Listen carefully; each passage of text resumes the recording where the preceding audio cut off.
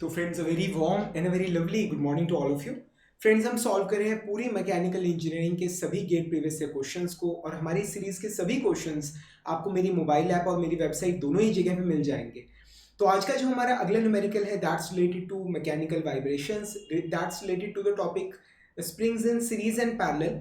और ये पूछे गए थे गेट 2008 में worth 2 marks, and as usual the problem it was really very simple one. बहुत सिंपल प्रॉब्लम था ये।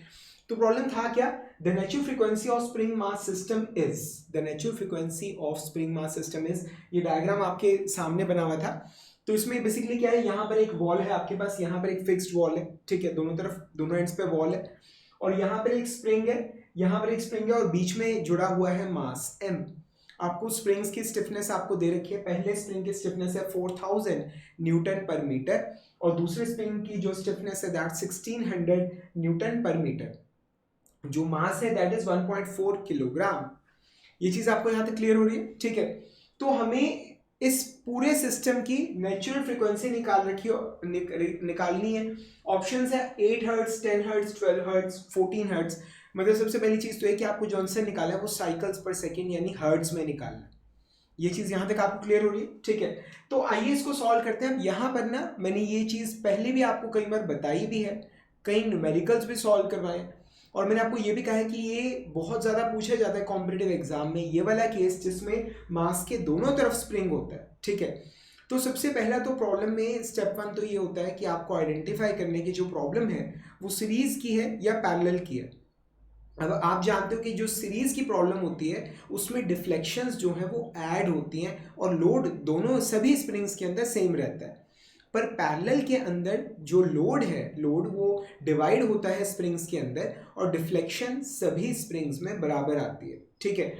अब अगर आप यहाँ पर इस मास को अगर डेल्टा डिस्टेंस से डिस्प्लेस करें तो आप देखेंगे कि ये जो हमारा पहला स्प्रिंग है ये डेल्टा डिस्टेंस से एलोंगेट होगा, और जो दूसरा स्प्रिंग है वो डेल्टा डिस्टेंस से कंप्रेस हो जाएगा। समझ रहे हो आप?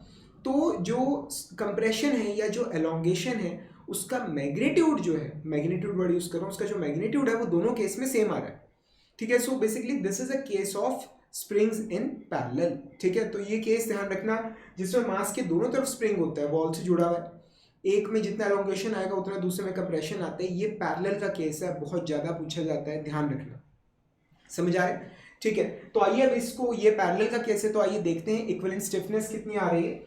तो इक्विवेलेंट स्टिफनेस पैरेलल के केस में फॉर्मूला क्या होता है, K1 plus K2 is equal to 4000 plus 1600 is equal to 5600 newton पर मीटर। ठीक है, बस हो गया। ठीक है ना? तो ओमेगा इनका फॉर्मूला क्या है, is equal to square root of K equivalent divided by mass. तो स्क्वायर रूट ऑफ, हमेशा ध्यान रखिएगा यहाँ पर तो खैर कोई दिक्कत नहीं है, के की वैल्यू जब भी आप फॉर्मूले में पुट करोगे तो उसकी यूनिट्स होंगी न्यूटन पर मीटर। ध्यान रखिएगा, न्यूटन पर मीटर। ठीक है। तो ये आ गया 5600 डिवाइडेड बाय 1.4, मास हमेशा किलोग्राम में होगा। तो आइए इसको देखते हैं, सॉल्व करते हैं क्या आ रहा है। तो ये है स्क्वायर, ये आ रहा है हमारे पास 5600 divided by 1.4, it comes out to be 4000। ठीक है। तो ये कितना आ गया, square root of 4000 is equal to, answer आ रहा है 63.2455 रेडियंस पर सेकेंड। हाँ जी, आपसे पूछ रहा हूँ आंसर आ गया है क्या? नहीं, हमें आंसर निकालना है किसमें, हर्ट्ज में, साइकिल्स पर सेकेंड में। ठीक है। तो उसका फॉर्मूला क्या होता है, frequency is equal to omega n divided by 2 pi. Omega n क्या होता है कि एक सेकेंड में आप कितने रेडियंस, आप कितना एंगल आप कवर कर रहे हो। ओमेगा क्या है, एंगुलर वेलोसिटी। ओमेगा क्या है, एंगुलर वेलोसिटी, कि एक सेकंड के अंदर आप कितना रेडियन एंगल आप कवर कर रहे हो। कोई भी चीज ऐसे गोल घूम रही होती है, उसकी एंगुलर वेलोसिटी ओमेगा से रिप्रेजेंट करते हो ना। ठीक है। और वो क्या होता है कि कोई भी चीज है वो एक सेकंड में कितना एंगल, कितना ये एंगल कवर करे, दैट्स ओमेगा।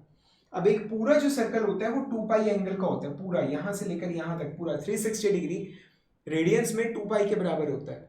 तो कितना एक सेकंड में कितने साइकिल्स कवर होंगे, that will be omega n divided by 2 pi. ठीक है। तो आइए इसको करें सॉल्व, 63.2455 डिवाइडेड बाय 2 पाई। ठीक है। तो क्या आ रहा है, divided by 2 divided by pi, एक मिनट,